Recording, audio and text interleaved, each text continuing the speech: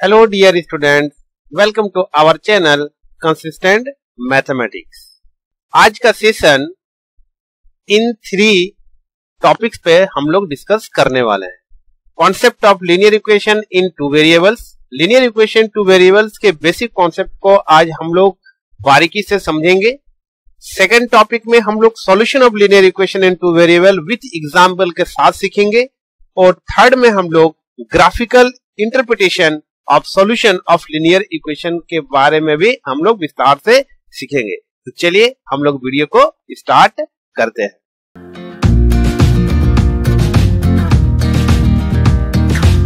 What is an algebraic expression?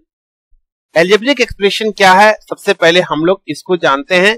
हालांकि ये सब आप लोग जानते ही हैं, लेकिन हम लोग जल्दी से इसका रिवीजन कर लेते हैं। A combination of constant and variables connected by 4 fundamental arithmetic operation: addition, subtraction, multiplication and division is called an algebraic expression। जैसा कि एग्जांपल में दिखाया गया है, 3x plus 5 एक algebraic expression है, 2x plus 7y एक algebraic expression है, and 3x cube plus 4xy minus 5y square ये सारे हम लोगों का algebraic expression कहलाते हैं। ये सारे आप लोगों को सब आपने जूनियर क्लास में पढ़ा होगा। अब आपके सामने एक और क्वेश्चन है कि what is an equation? Algebraic expression तो हम लोगों ने समझ लिया, अब इक्वेशन किसे कहा जाता है? ठीक है बच्चों, तो जो भी आप अलजेब्रिक एक्सप्रेशन अभी आपने सीखा, इसको जब इक्वल टू में राइट किया जाता है तो उसको इक्वेशन कहते हैं। इसका डेफिनेशन क्या कहता है? डेफिनेशन देखिए, कहता है कि an algebraic expression with equal to sign. जब इक्वल टू साइन हम लोग को आ जाए तो उसको इक्वेशन कहेंगे। ठीक है बच्चों, जैसे कि एग्जांपल यहाँ पर दिखाया गया है, 3x plus 7 इक्वल टू 0, तो ये आपके क्या हो गए? इक्वेशन हो गए। अगर 3x plus 7 ओनली है तो अलजेब्रिक एक्सप्रेशन होगा, इक्वल टू आने पर ही हम लोग का क्या हो जाएंगे? अलजेब्रिक एक्सप्रेशन बन जाएंगे, इक्वेशन में कन्वर्ट हो जाएंगे। ठीक है बच्चों, एक अनदर एग्जाम्पल मैं ऐसा लू यहाँ पर 5x plus 8, तो ये अलजेब्रिक एक्सप्रेशन है। जैसे ही यहां पर इक्वल टू साइन आ गया और यहां पर मैंने कुछ भी लिख दिया, जरूरी नहीं है कि 0 ही हो, यहां पर 6 भी लिख दिया, तो ये भी हम लोगों का क्या हो गया? इक्वेशन हो गया। ठीक है बच्चों, ये आपको समझना पड़ेगा, इसलिए यहां पर लिखा हुआ है कि without an equal sign it is an expression only. अगर यहां पर इक्वल टू नहीं रहे, साइन नहीं रहे, तो फिर वो ओनली क्या हो जाएगा? अलजेब्रिक एक्सप्रेशन हो जाएगा। ठीक है, नेक्स्ट हम लोग का है व्हाट इज लीनियर इक्वेशन। अब हम लोगों ने इक्वेशन समझा, अब हम लोग के लीनियर क्या होता है, लीनियर इक्वेशन हम लोग का क्या है। ठीक है बच्चों, तो लीनियर इक्वेशन का हम लोग क्या है कि the term linear is derived from the idea that the graph of the linear equation represented a straight line. ये हम लोग को याद रखना है कि लीनियर जो है वो हम लोगों का क्या देगा? उसका ग्राफ हम लोग का स्ट्रेट लाइन देगा। यहां पर ध्यान से देखिए, एग्जाम्पल लेके मैं बता रहा हूं आपको, 3x and plus 5 equal to 0, इस तरह से मैंने एक लीनियर इक्वेशन लिया। क्यों लीनियर होगा? क्योंकि इसके डिग्री 1 है। ये याद रखिएगा, लीनियर इक्वेशन या लीनियर पॉलिनोमियल्स या अलजेब्रिक एक्सप्रेशन जिसके डिग्री 1 है वो सब हम लोग के लीनियर कहलाते हैं। ठीक है, पॉलिनोमियल्स में आपने पूरा बेसिक कॉन्सेप्ट के साथ मैंने बताया हुआ है, तो आपको डिस्क्रिप्शन में लिंक मिल जाएगा, तो आप उस पॉलिनोमियल्स के चैप्टर को पढ़ लीजिएगा, तो आपको इसके बारे में और भी ज्यादा नॉलेज मिल जाएगा। सेकेंड, इस तरह से भी मैं राइट कर सकता हूं, तो यहां पर भी ध्यान से देखिए, इसका डिग्री हम लोग का क्या है? 1 है वेरिएबल का, तो ये हम लोग का लीनियर कहलाता है। ठीक है, अब यहां पर कहा जा रहा है कि लीनियर इक्वेशन का जो ग्राफ है वो एक स्ट्रेट लाइन ही देता है। ठीक है बच्चों, ये आप लोगों को याद रखना है। जैसे कि मैंने यहां पर एक ग्राफ है, जैसे कि आप देख सकते हैं कि यहां पर जो भी दिखाया गया है यहाँ पर ग्राफ, ये हम लोगों को क्या शो कर रहा है? एक स्ट्रेट लाइन को शो कर रहा है। ठीक है, it has been generalized from that to mean that the equation involve a polynomial with degree 1। अभी मैंने बताया कि लीनियर का जो डिग्री है वो आपका 1 होता है। ठीक है, now next question, what is linear equation in 1 variable? अब यहां पर तो सिंपल है कि लीनियर इक्वेशन का 1 वेरिएबल मींस क्या हुआ कि एक ही वेरिएबल हम लोग का होना चाहिए। यहां पर देखिए, ये हम लोग का सिंगल वेरिएबल है और ए और बी क्या है? रियल नंबर्स है। बट यहां पर कंडीशन है कि जो कोफिशिएंट ऑफ एक्स होगा, कोफिशिएंट ऑफ जो वेरिएबल होगा, 1 वेरिएबल का जो कोफिशिएंट होगा वो नेवर भी 0 होना चाहिए। A is non 0। That means A not equal to 0 होना चाहिए, ये आपको याद रखना है। एक एग्जांपल मैं दिखाता हूं यहां पर, जैसे 3x प्लस 7 इक्वल टू 0 है, ठीक है। तो यहां पर क्या है कि x का वैल्यू यहां पर 0 नहीं होना चाहिए। मैं ऐसा राइट नहीं कर सकता हूं कि 0 into X plus 7 equal to 0, या 7 भी राइट कर सकते हो, 6 भी राइट कर सकते हो, ठीक है। तो ये 0 कभी नहीं होना चाहिए। ये आपका क्या होगा, ये लीनियर इक्वेशन नॉन वेरिएबल नहीं होगा, क्योंकि यही 0 हो गया तो फिर आपका वेरिएबल होगा ही नहीं, ठीक है बच्चों। ये आपको याद रखना, ये स्टैंडर्ड फॉर्म में है, ax plus B equal to 0।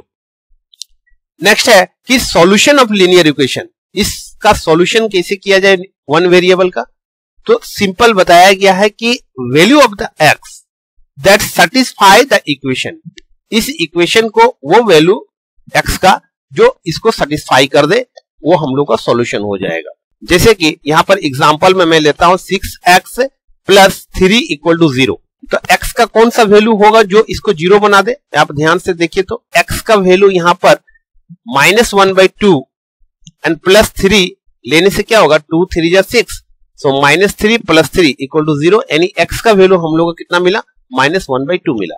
अगर हम लोग दूसरे इक्वेशन से देखें हम लोग, तो इसको हम लोग डायरेक्ट राइट कर सकते हैं 3x इजिकल टू -7, तो x इजिकल टू -7/3। x का जो वैल्यू हम लोग को फाइंड आउट हुआ, क्या इसके अलावा अदर कोई x का वैल्यू हो सकता है क्या जो इस इक्वेशन को 0 बन सकता है? कभी नहीं हो सकता बच्चों। आप कोशिश करके देख लीजिए, कोई भी वैल्यू सब्स्टिट्यूट कीजिए, x का केवल यही वैल्यू जो है इसको 0 बना सकता है, दूसरा कोई भी वैल्यू नहीं सकता है। इसका मतलब ये मिला हम लोग को, क्या मिल रहा है कैलकुलेशन, कि वन वेरिएबल जो हम लोगों का होगा लीनियर इक्वेशन, उसका सॉल्यूशन ओनली कौन सा सॉल्यूशन देगा, ओनली वन सॉल्यूशन देगा बच्चों। कैसा सॉल्यूशन होगा, वो यूनिक भी सॉल्यूशन होगा, क्योंकि एक ही सॉल्यूशन देगा, दूसरा सॉल्यूशन वो हो ही नहीं सकता है। नेक्स्ट हम लोग का है what is linear equation in two variable. अब हम लोग टू वेरिएबल पर बात करते हैं। तो स्टैंडर्ड फॉर्म क्या होता है टू वेरिएबल का, जिस तरह से वहां पर ax plus B equal to 0 होता है, यहां पर टू वेरिएबल है, यहां पर x और y ये आपका वेरिएबल है, ठीक है। तो टू वेरिएबल है, एक x है दूसरा y है, और a और b x और y का कोफिशिएंट है। तो कह रहा है कि जो a और b और c है ये हम लोग का रियल नंबर से, कोई भी रियल नंबर हो सकता है, और a और b जो कोफिशिएंट ऑफ x और कोफिशिएंट ऑफ y है ये कभी भी 0 नहीं होगा, are both non zero. That means यहां पर राइट कर सकते हो कि a not equal to 0 and b not equal to 0, otherwise a square plus b square not equal to 0, इस तरह से आप राइट कर सकते हो। एग्जाम्पल के तौर पे 3x plus 5y plus 7 equal to 0 आप राइट कर सकते हो। तो ये हम लोगों को लीनियर इक्वेशन टू वेरिएबल्स के स्टैंडर्ड फॉर्म हम लोगों ने देख लिया। नेक्स्ट हम लोग का है कि solution of linear equation two variable. Linear equation two variable का सॉल्यूशन हम लोग किस तरह से कर सकते हैं और इसका सॉल्यूशन क्या आ सकता है। तो अगर मैं यहां पर एक एग्जांपल लूं कि 5x प्लस टू वेरिएबल है बच्चों, 5x plus y is equal to 10 question है। अब x और y का क्या क्या वैल्यू हम लोग यहां पर ले सकते हो। क्लास में बहुत सारे स्टूडेंट होते हैं, कोई भी अपना अपना वैल्यू x और y ले सकता है क्योंकि ये वेरिएबल है। तो अगर मैं x का वैल्यू यहां पर 5 इंटू 1 लिया, यानी x का वैल्यू यहां पर क्या ले लिया, 1 ले लिया, ठीक है, और प्लस y का वैल्यू 5 ले लिया, y का वैल्यू 5, तो कितना हो जाएगा 5 प्लस 5 इज इक्वल टू 10, ठीक है, ये राइट है। ऐसा भी हो सकता है हम लोगों का। अब यहां पर दूसरा क्या वैल्यू मैं लूं जिससे हम लोगों का जो वैल्यू है वो 10 आ सकता है, और दूसरा क्या हो सकता है हम लोगों का, मैं ऐसा भी ले सकता हूं कि 5 इंटू -1 एंड प्लस 15, तो क्या मिलेगा हमको -5 प्लस 15 इज इक्वल टू 10, ये भी राइट है। x का वैल्यू -1 और y का वैल्यू 15, ये ले लिया वैल्यू, ठीक है। दूसरा कोई वैल्यू, दूसरा वैल्यू भी मैं ले सकता हूं यहां पर। अगर सपोज कीजिए कि x का वैल्यू मैंने ले लिया 2 और y का वैल्यू 0, तो 5 इंटू 2 एंड प्लस 0, तो देखिए ये भी आपका 10 आ गया। दूसरा कोई वैल्यू ले सकते हो आप, x का वैल्यू 0 ले लीजिए और y का वैल्यू 10 ले लीजिए, तो 5 into 0 and plus 10 is equal to क्या मिलेगा, आपको 10 मिलेगा। तो इस तरह से डिफरेंट स्टूडेंट जो है वो क्या होगा, अलग अलग वैल्यू लेगा, और वैल्यू जो हम लोगों को मिल रहा है x और y का वो तो बहुत सारा मिल रहा है। तो फाइनली अगर कैलकुलेशन निकाला जाए तो लीनियर इक्वेशन टू वेरिएबल का जो सोल्यूशन है x और y का जो वैल्यू है वो कितना हो सकता है, क्योंकि उसमें हम लोग तो linear equation in one variable तो वन सोल्यूशन मिला था। यहां पर कितना हो सकता है, यहां पर बच्चों क्या मिल सकता है, इनफाइनाइट सॉल्यूशन हम लोगों को यहां पर मिलेगा, क्योंकि अदर स्टूडेंट जो है वो सॉल्यूशन जो है वो अलग अलग देगा, है ना। तो हम लोग देख सकते हैं यहां पर कि linear equation in two variable can have infinitely many solution. एक लीनियर इक्वेशन टू वेरिएबल जो है वो इनफाइनाइटली मेनी सॉल्यूशन देता है, और every point p x y on the line represent the linear equation is a solution. और यहां पर जो हम लोग फाइंड आउट किए, अभी आपको दिखाता हूं मैं, यहां पर जो फाइंड आउट किए ये हर एक पॉइंट्स जो है वो क्या है, सॉल्यूशन है इस लीनियर इक्वेशन 5x + y = 10 का। -1 15 भी आपका सॉल्यूशन है, 2 0 भी सॉल्यूशन है, 0 10 भी सॉल्यूशन है। अदर और सॉल्यूशन यहां पर जो भी वैल्यू मिलेगा वो सारा जो है वो solution of the linear equation two variable है। इसीलिए कंक्लूजन में यह कहा गया है कि किसी भी लीनियर इक्वेशन टू वेरिएबल का सॉल्यूशन कितने हो सकते हैं, इनफिनाइटली मेनी सॉल्यूशन हो सकते हैं। ठीक है बच्चों, अब यहां पर नेक्स्ट आता है कि pair of linear equation two variable क्या है। पेयर का मतलब तो हम लोग जानते हैं बच्चों, पेयर मींस क्या होता है, इसको हम लोग जोड़ा बोलते हैं, है ना, दो होता है। ठीक है, तो two linear equation given in the same two variable x and y taken together are called pair of linear equation. इसका मतलब क्या हुआ, इसका मतलब ये हुआ कि देखिए यहां पर हम लोग लीनियर इक्वेशन अभी लिए थे ax + by + c = 0, क्योंकि ये सिंगल था। ठीक है, अब हम लोग को क्या लेना है, लीनियर इक्वेशन लेना है, लेकिन पेयर में लेना है। तो पेयर में लेने से क्या होगा कि ये देखिए पहला इक्वेशन है और ये हम लोग का दूसरा इक्वेशन है, यानी दो हम लोगों ने लीनियर इक्वेशन टू वेरिएबल लिया, पेयर में लिया, इसलिए इसे a1 b1 c1 कहा गया है, a2 b2 c2 कहा गया।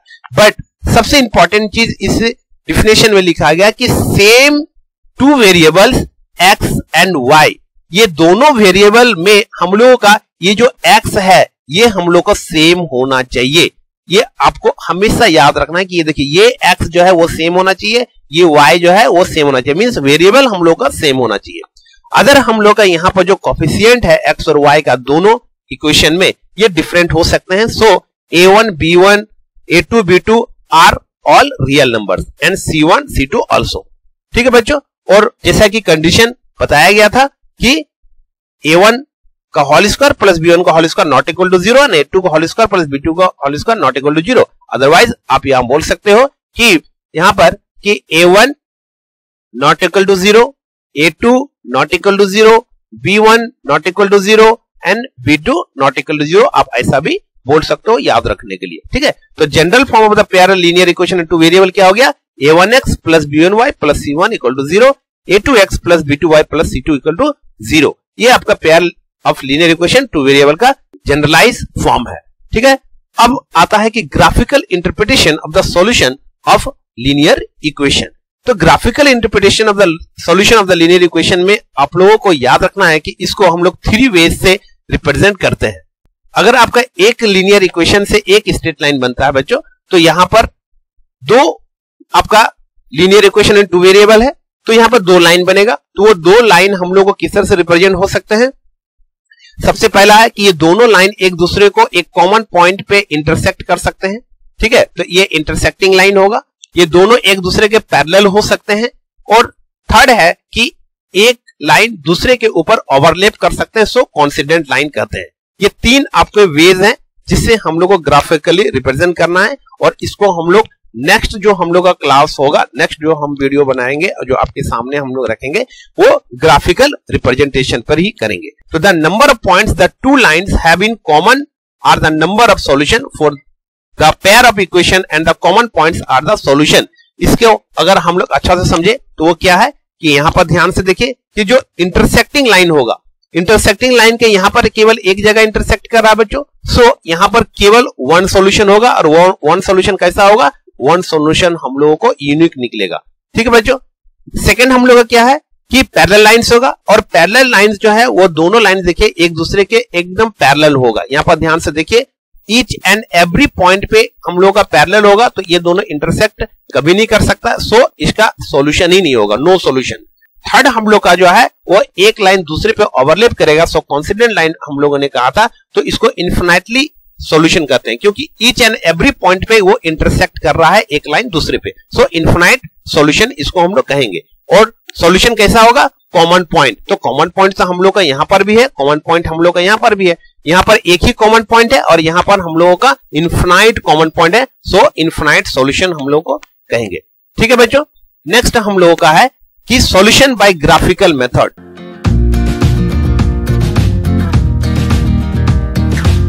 सॉल्यूशन बाय ग्राफिकल मेथड, तो दो इक्वेशन आपके हैं, pair of linear equation two variable a1x plus b1y plus c1 equal to 0 और a2x plus b2y plus c2 equal to 0। तो यहां पर हम लोगों ने देखा अभी कि इंटरसेक्टिंग लाइंस, पैरेलल लाइंस और कोइंसिडेंट लाइन, ये तीन लाइन मिला। तो ग्राफिकली हम लोग जिसको रिप्रेजेंट करेंगे तो इंटरसेक्टिंग लाइन जो होगा बच्चों, यहां पर क्या होगा कि a1 by a2 not equal to b1 by b2 होगा। ये आपको याद रखना है। पैरेलल लाइंस किस तरह से होगा, पैरेलल लाइंस जो होगा a1 by a2 equal to b1 by b2 but not equal to c1 by c2 होगा। और थर्ड कॉन्सिडेंट जो लाइन होगा वो a1 by a2 equal to b1 by b2 and equal to c1 by c2 होगा। आप इसका example भी देख सकते हैं कि जिस तरह से मैंने यहां पर एक ले लिया equation 3x plus 4y and plus 7 is equal to 0 and 5x plus 3y and plus 8 equal to 0। यहां पर देख सकते हैं कि a1 ये आपका है और a2 ये आपका है, इसको कंपेयर कर सकते हैं जनरल फॉर्म से। तो यहां पर क्या होगा कि a1 by a2 is equal to 3 by 5 है and b1 by b2 is equal to 4 by 3 है। तो ध्यान से देखिए, तो a1 by a2 not equal to b1 by b2 है यहां पर। ठीक है बच्चों, तो ये एक इंटरसेक्टिंग लाइंस का इक्वेशन का एग्जांपल्स हो गया। Second, a1 by a2 equal to b1 b2, तो आप देखिए यहां पर क्या कीजिए, जो x और y का जो कोफिशिएंट है उसको इक्वल कर दीजिए। तो यहां पर 3x plus 4y plus 7 equal to 0 था, तो मैं यहां पर रेशियो इक्वल करना है तो आप यहां पर इक्वल कर दीजिए। किस तरह से, यहां पर भी राइट कर दीजिए 6x and plus 8y and plus 9 equal to 0। तो ध्यान से देखिए, तो यहां पर क्या होगा, a1 by a2 is equal to 3 by 6 रेशियो 1 बाई 2 होगा और b1 by b2 is equal to 4 by 8 ratio 1 by 2 होगा। तो देखिए a1 by a2 equal to b1 by b2 हो गया और c1 बाई c2 7 बाई 9 है तो नॉट इक्वल टू हो गया, c1 by c2 not equal to यहां पर अच्छा इक्वल टू यहां पर राइट कर देता हूं 7 बाई 9। तो यहां पर इसको सेटिस्फाई कर रहा है इस इक्वेशन को। और थर्ड इक्वेशन जो है हम लोगों का, अगर 3x plus 4y plus 7 equal to 0 है तो यहां पर कह रहा है कि तीनों का रेशियो इक्वल है, तो केवल इसको किसी भी नंबर से मल्टीप्लाई आप कर दीजिए जो कि इसके इक्वल हो जाएगा। ठीक है, 2 से मैं मल्टीप्लाई करता हूं तो यहां देखिए 6x 4 2 जा 8 एंड 7 2 जा 14 इक्वल टू 0। ठीक है बच्चों, क्या किया, केवल इसको सेटिस्फाई करने के लिए 2 से मल्टीप्लाई कर दिया पहला इक्वेशन को, दूसरा इक्वेशन जो आ गया वो इसके इक्वल आ गया। तो बच्चों ये कंडीशन आपको याद रखना है। Types of system of equation, इसको आप अच्छा से ध्यान से देखिए, इससे रिलेटेड क्वेश्चन आते हैं। तो type of system of equation को 2 पार्ट्स में डिवाइड किया गया है। कंसिस्टेंट, कंसिस्टेंट किसे कहा गया है, if a system has at least one solution it said to be consistent. ठीक है बच्चों, जिस सिस्टम में एटलीस्ट मतलब कम से कम एक सॉल्यूशन हो उसे हम लोग क्या कहेंगे, कंसिस्टेंट कहेंगे। And if a system has no solution, जिसमें एक भी सॉल्यूशन ना हो उसे हम लोग इनकंसिस्टेंट कहेंगे। तो एग्जांपल सा अभी हम लोगों ने देखा था। तो यहां पर देखिए कंसिस्टेंट में एटलीस्ट वन सॉल्यूशन में मैंने क्या बताया था, ग्राफिकली मैं यहां पर समझा रहा हूं आपको कि जब दोनों इंटरसेक्ट कर रहे हो ये कॉमन पॉइंट पे आपका, तो यहां पर एक कैसा मिलेगा, यूनिक सॉल्यूशन मिलेगा बच्चों। ठीक है बच्चों, यहां पर यूनिक सॉल्यूशन मिलेगा। और दूसरा बताया था कि जब एक लाइन किसी दूसरे लाइन पे ओवरलैप करे, ये दूसरे लाइन पे ओवरलैप करे तो हम लोगों को क्या मिलेगा, इनफिनाइट सॉल्यूशन मिलेगा, इनफिनाइट मेनी सॉल्यूशन मिलेगा। तो ये दोनों हम लोग का किस में आता है, कंसिस्टेंट में आता है। इसको अलजेब्रिकली हम लोग किस तरह से राइट करते थे कि a1 by a2 not equal to b1 by b2। और इनफिनाइट मेनी सॉल्यूशन में क्या लिखते थे हम लोग कि a1 by a2 is equal to b1 by b2 and is equal to c1 by c2, जिसे हम लोग क्या कहते थे, कॉन्सिडेंट लाइन। ठीक है बच्चों, और यहां पर क्या होता था, इंटरसेक्टिंग लाइन। ये आपका इंटरसेक्टिंग लाइन है। और इनकंसिस्टेंट जिसमें नो सॉल्यूशन है। और नो सॉल्यूशन कब होगा, जब हम लोग का दो लाइन जो है वो कैसा होगा, पैरेलल होगा। ये बताया था ना, पैरेलल लाइन, इसको कहा गया है पैरेलल लाइंस। ठीक है, और यहां पर हम लोग कंडीशन क्या था कि a1 by a2 is equal to b1 by b2 but not equal to c1 by c2। तो इसे हम लोग इनकंसिस्टेंट कहेंगे। ठीक है, now types of consistent system. अब देखिए कंसिस्टेंट सिस्टम को हम लोग 2 पार्ट्स में डिवाइड करते हैं। If A consistent system has exactly one solution, जब एग्जैक्टली हम लोग का वन सोल्यूशन होगा तो उसे इंडिपेंडेंट कहेंगे, और if A consistent system has infinite number of solution तो उसको डिपेंडेंट कहेंगे। ठीक है, तो यहां पर ध्यान से देखिए कि देखिए इसमें एग्जैक्टली वन सोल्यूशन है, यूनिक सोल्यूशन है, तो इसे हम लोग क्या कहेंगे, ये हम लोग का हो जाएगा इंडिपेंडेंट सिस्टम। ठीक है, इंडिपेंडेंट कंसिस्टेंसी हो गया, और ये आपका इनफिनाइट सॉल्यूशन है, सो ये हो जाएगा डिपेंडेंट कंसिस्टेंट सॉल्यूशन। ठीक है बच्चों, तो ये हम लोगों को 2 पार्ट्स में हो गया, इंडिपेंडेंट और डिपेंडेंट। कंडीशन ऑफ कंसिस्टेंसी, देखिए यहां पर एक टेबल बनाया गया है जिसे ग्राफिकल रिप्रेजेंटेशन और एल्जेब्रिक रिप्रेजेंटेशन दोनों आपको यहां पर दिखाया गया है। Compare the ratio A1/A2 not equal to B1/B2। अभी हम लोगों ने इस सारा पढ़ा। Intersecting line exact one solution होता है, और कॉन्सिडेंट लाइन जिसमें A1/A2 equal to B1/B2 is equal to 7/0 infinite many solution है आपका। और ये दोनों लाइंस जो है इसे हम लोग क्या कहें, कंसिस्टेंट। ठीक है बच्चों, इसे हम लोग कंसिस्टेंट कहा गया। इसमें नो सॉल्यूशन है तो ये हो गया इनकंसिस्टेंट। ये आपको याद रखना है। पैरेलल लाइंस इनकंसिस्टेंट होता है, और कॉन्सिडेंट लाइन और इंटरसेक्टिंग लाइन हम लोगों का कंसिस्टेंट होता है। ये कंडीशन ऑफ कंसिस्टेंसी है जो आपको याद रखना है। नाउ अब क्वेश्चन है आपके सामने कि Romila went to a stationery shop and purchase 2 pencil and 3 eraser. यहाँ पर 2 कैरेक्टर है, पेंसिल और इरेजर। ठीक है, 2 पेंसिल है। सबसे पहले सपोज कर लीजिए कि लेट कॉस्ट ऑफ 1 पेंसिल। ठीक है बच्चों, 1 पेंसिल x है and cost of 1 eraser is equal to y। अब देखिए यहां पर पहला है 2 पेंसिल है तो 2x and plus 3 eraser 3y is equal to 9।